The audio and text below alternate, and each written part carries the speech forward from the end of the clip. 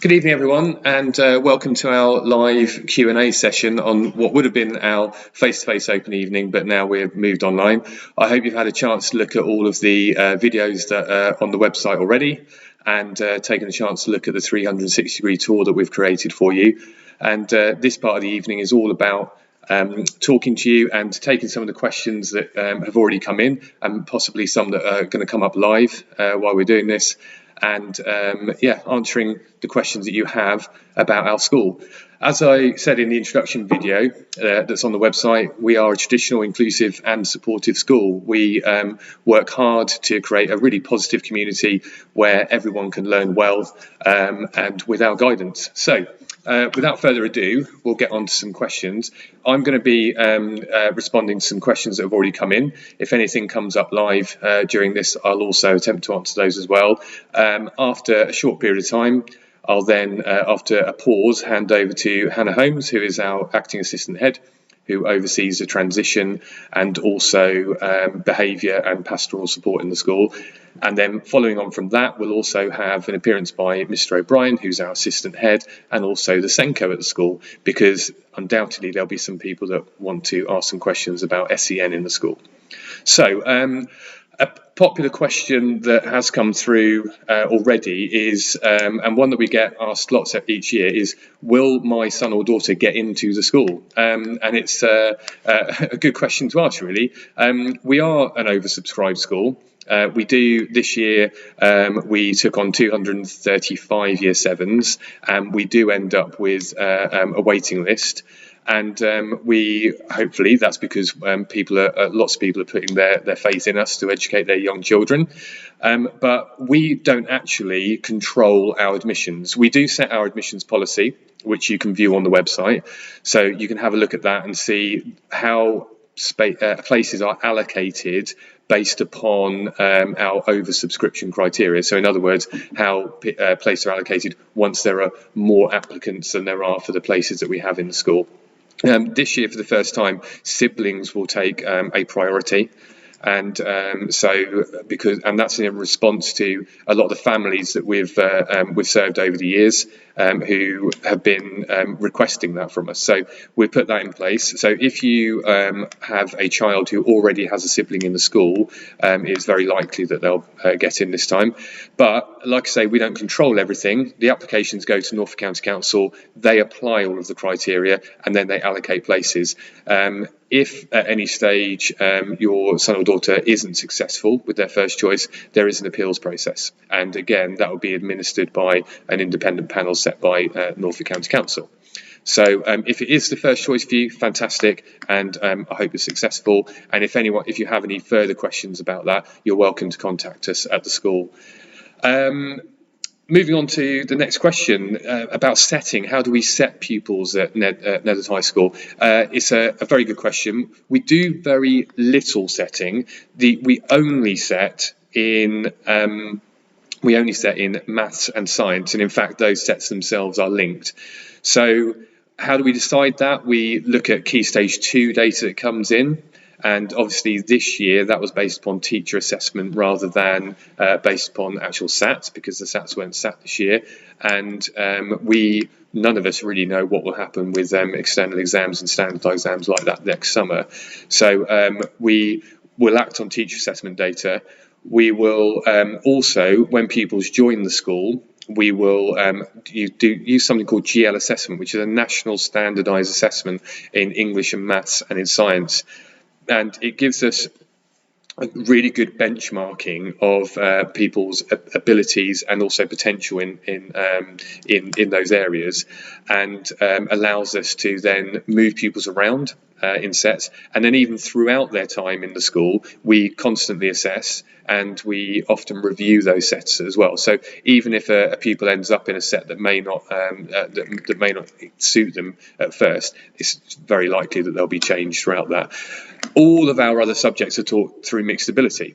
So we are firm believers in mixed ability teaching and what it can do for young people in those areas outside of maths and English. So yes, I think that gives a good overview for that. maths and science, not English. Apologies, we don't set in English. So the perils of going live. So other questions. So away from the academic stuff and onto sports and clubs. A number of people have asked about the number of sports clubs we have, and also the extracurricular. We really pride ourselves on the variety of clubs that we offer at the school. There's a really, really wide variety of things that should capture the interest of almost every pupil we have in the school. Sports is a really strong focus. Throughout the year, there are around 37 different clubs that are open to pupils, and we have the traditional football and rugby, and we have basketball, netball, we have even handball and dodgeball and so on, which we've done in the past, athletics, badminton. So most of the sports that you can expect, we will do. We'll do a club in. At the moment, our clubs in this first half term we've postponed for a little while, just while we get used to the new way of running the school and making it COVID secure. And over the next half term, we'll be opening up some of those as well. And I really hope, and I'm fairly confident that this time next year, when year sixes are actually year sevens and with us, that those clubs will be fully back up and running, which will be great. So beyond the sports, lots of things: textiles, dance, drama, and even a games club as well. A really wide variety that should cater for so many interests out there.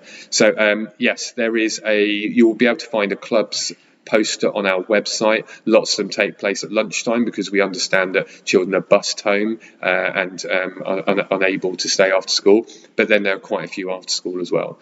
So yes, have a look on the website. That gives you a really good idea of the clubs that have been running in the past year.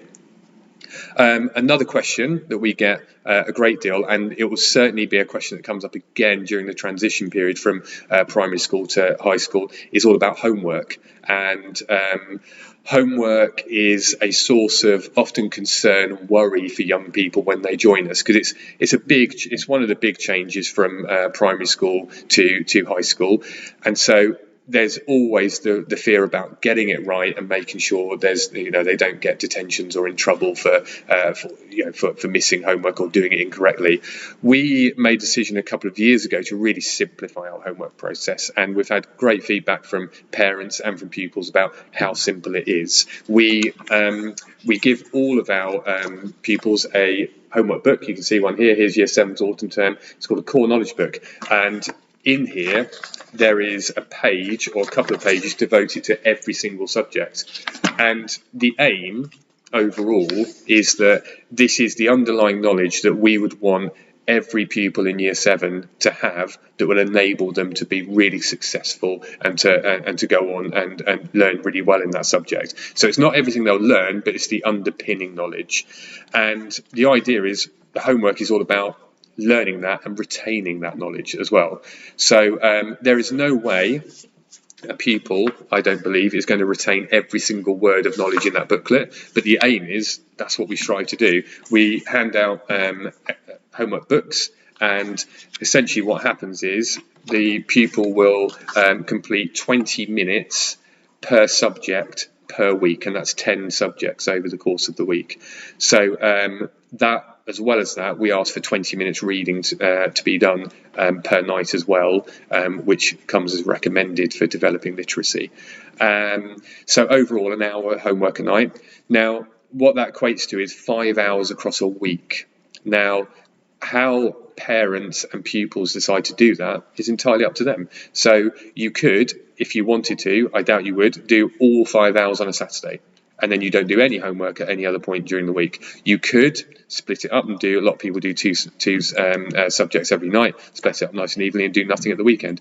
It's really up to the young people to organise their time and get help with that. We have a homework club. We have to support pupils before and lunchtime and after school. So we offer that support there.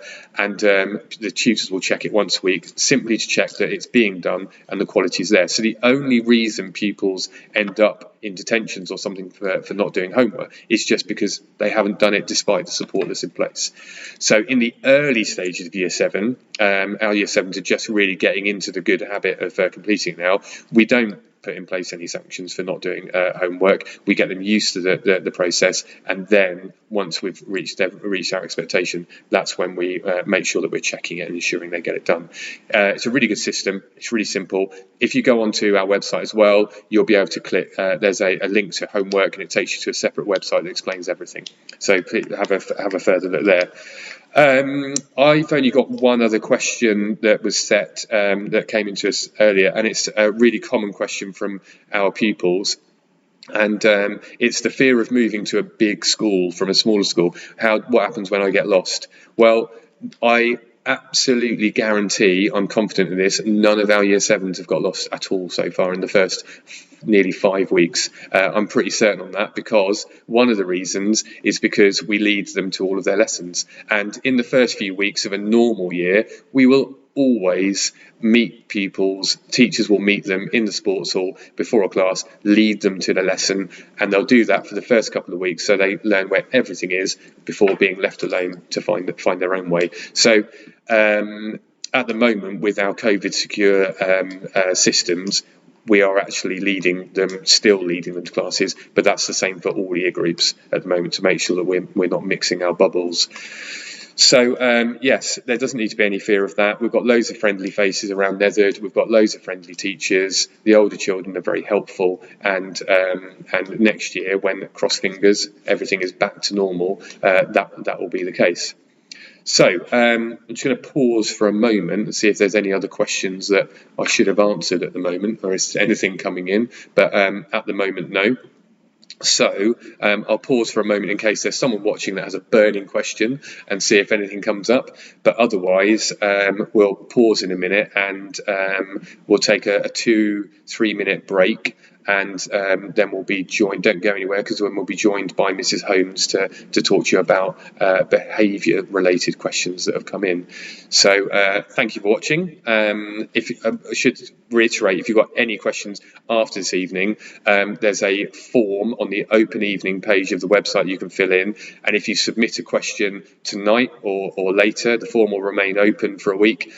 We can still get in contact and answer any of your questions. So thank you very much, and we look forward to meeting you soon.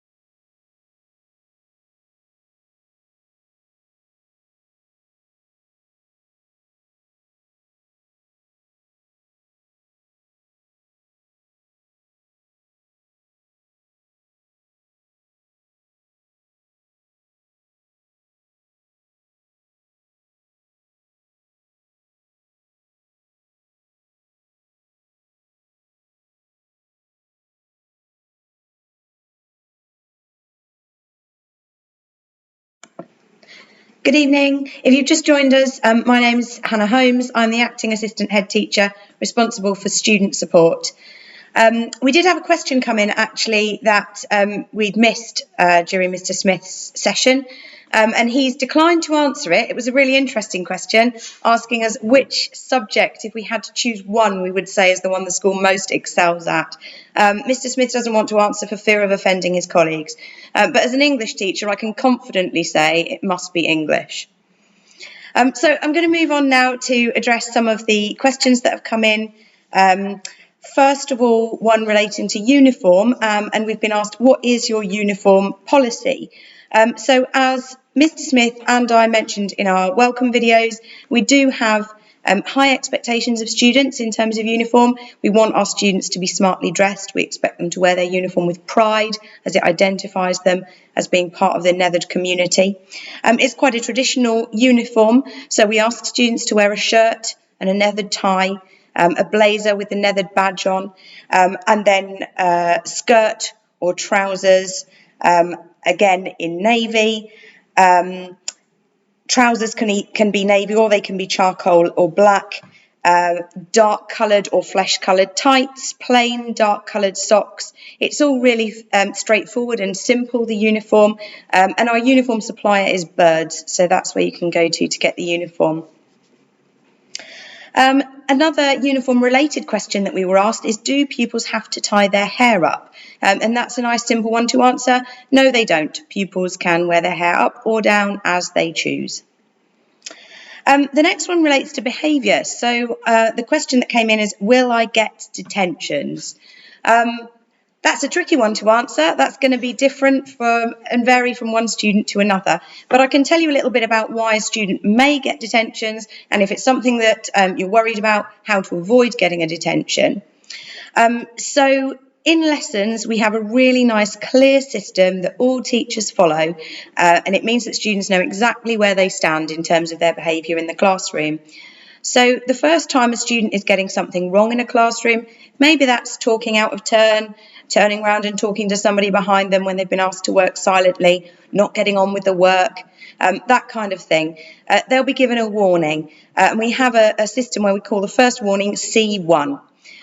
There's nothing further happens there. It is simply a verbal warning, and it's a chance for the student to just reflect on the behaviour, make some changes so they don't get into any further trouble or get any sanction.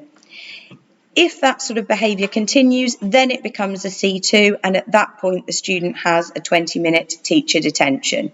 So there is always that opportunity there for students to change their behaviour, to get it right if they've not been entirely focused to start with. In community time, we do sometimes have to give out detentions. Again, we'll always try to warn students first, unless their behaviour is particularly alarming or dangerous, which very rarely is the case. Ordinarily, it's just students getting a bit carried away in their free time, and if they're pushing or shoving one another, we might have a word with them. If it continues, of course, we would need to follow that up with a sanction. I think the point to make about detentions is that they are supportive, they work well. The whole point of the detention is that a line is then drawn under that incident or that behaviour, and we all move on from it. And every teacher and every member of staff is committed to making sure that once the student has served their sanction, there is a fresh start and there's a fresh opportunity to get it right every time the student goes into the classroom. I should mention as well, of course, the key point about detentions here is that we want to make sure that the school is a safe and a supportive environment for all students to learn. And the vast majority of our students just get irritated if there is silly behaviour in the lesson that's interrupting their learning. So that's what detentions are there for, to put a stop to that. Linked to that, I suppose, the question, is everyone strict? So as an English teacher, I could get into defining the word strict, but I suppose simply speaking, yes, I suppose we are. We do expect a lot from our students. We do have high standards, but being strict doesn't mean that we're not supportive. The two actually work really well together. We are strict. We expect everybody to set really high standards for themselves, But the other side of that is that we will support students who are struggling to meet those standards. We want everybody to excel. We want everybody to succeed and to have that fantastic feeling that goes hand in hand with achieving success. So for that reason, yes, we're strict, but don't think that means we're not friendly. We're certainly friendly faces as well. The final question that had come in earlier is about bullying. How is bullying dealt with?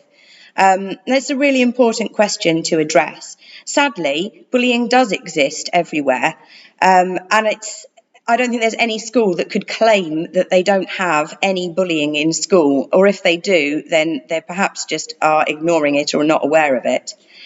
Issues from outside school, of course, can creep into school as well, and that can create issues. First thing to say is we have a number of ways that students can raise a concern if they feel they are being bullied. So we have the bully button on the website. Students can anonymously use that button to flag up a concern. We do hold regular assemblies and we run activities in our form time sessions on the topic of bullying as well. And students can, of course, talk to their form tutor or to any teacher they want to if they are concerned about bullying, whether it affects them or whether they're concerned about a friend. Where there is bullying happening, it is dealt with quickly and decisively. We do not tolerate bullying. We do find sometimes, particularly with students new to the school in Year 7, that they may misreport bullying when actually what's going on is more of a friendship issue. Friends do fall out, and of course that's also something that we'll deal with, and there it's much more a supportive conversation. We will work with the students where they've had a falling out and help them to find a constructive solution. Often that will result in them being good friends again, or if not, we have a simple solution in place where they're polite and respectful to one another while staying out of one another's way. So yeah, we do just have to do a little bit of inquiring to see if it's a friendship issue or if it really is bullying. And if it's bullying, then there is a zero tolerance approach.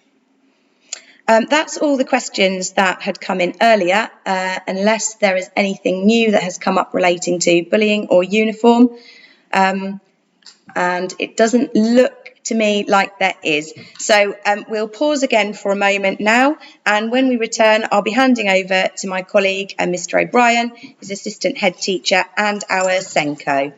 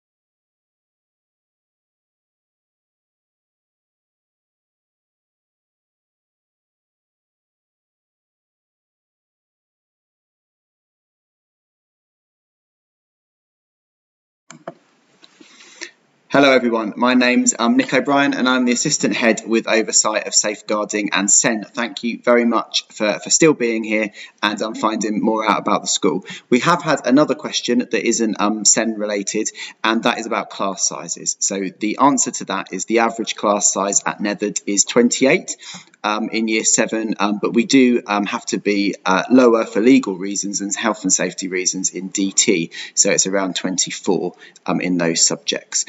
So hopefully that answered your question, and I'm very happy to take questions about SEN. I'll keep looking at the screen just in case there are any. So I've been at Neatherd for 15 years and I'm still here because I really like the school and I'm really happy working here, and our ethos is traditional, supportive and inclusive, and we try really hard in everything we do every day to make sure we live those three words, and particularly in terms of SEM. So we have a wide range of students who are at SEN support or who have EHCPs, and we try really hard to make sure that they get the absolute best out of their school life, that they don't just come in, that actually they thrive in school.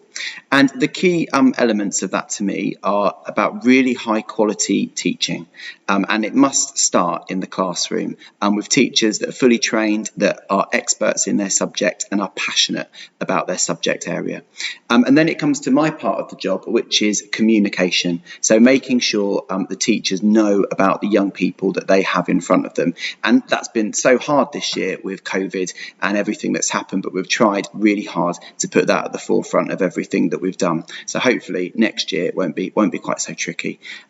So other than that, people obviously need specialist support, and we look there at quality first teaching. So for SEND students, like everybody, we want really high quality lessons. So as I've said already, great subject knowledge, great behaviour so that SEND students can focus and pay attention to the teacher, and clear instructions that are broken down, not too much information all at once. And that's really what we need to make SEND students fit in and survive and get through and thrive in school. So some students obviously need specialist support, and every SEND student is different. So there isn't a one size fits all. Everybody needs a different approach. So some questions people often ask are around mental health. What sort of support do we give to students with mental health issues? And I'm really proud of our approach to mental health at Neatherd. We have a school counsellor who works here 3 days a week called Hannah Hall, and Hannah has a CBT background, cognitive behavioural therapy, and she has given so much support to our young people. We also have somebody called Becky who comes in another day a week, and she's trained in relationship approaches and often works with families quite a bit. Another question that we've been asked is around dyslexia. How do we support students who are dyslexic? And we've got Alison Slater in the link, who is a specialist in regards to dyslexia. And she will put together cases for access arrangements, which means students can have extra time in assessments. She looks at overlays, and of course she does literacy intervention in the link. And that brings us on to the link, which is very much the jewel in the crown of our SEND provision. And the link is our resource base in the school, where SEND students can have, as a school within a school, a really safe place in school where students can keep some equipment if they have organisation issues, they can do their homework, they can pick up a netbook if that helps them in the classroom. And that's where the teaching assistants are. And we have some absolutely fantastic teaching assistants who work really closely with the students, but not doing the work for them, enabling the students to do the work themselves. And I think that's a really important distinction to make. So another question that's come through, have we got any? Let's just check mental health and wellbeing. You've got the link up there. And actually on the website, there is a really good short video which is called Mental Health, the Mental Health Movie at Neatherd. So please do look at that as well. So if you do have any questions, I've already spoken to some Year 6 parents, and I'm very happy to speak to people on the phone or do a video meeting if you would like some more bespoke information about how we can support your young person at Neatherd next year if they choose to come. So I'll check one last time. There's no more questions. So hopefully you've had all of your questions answered. So I'm really proud to work at Neatherd. Like I said, I've been here for 15 years, and it is a brilliant school to work in. These are really tricky times, and it's not a great time for you to make what's a really difficult and important decision. But hopefully you feel that there's enough information on the website. There's been some more information tonight, and of course, if you've got any questions, please do get in contact, and we'll answer them really quickly and give you all the information you need. We'd really love you to be part of the Neatherd family. We are a family, and we want families that want to be part of that and to fully sign up to our ethos. So thank you very much for watching, and enjoy the rest of your evening. Thank you.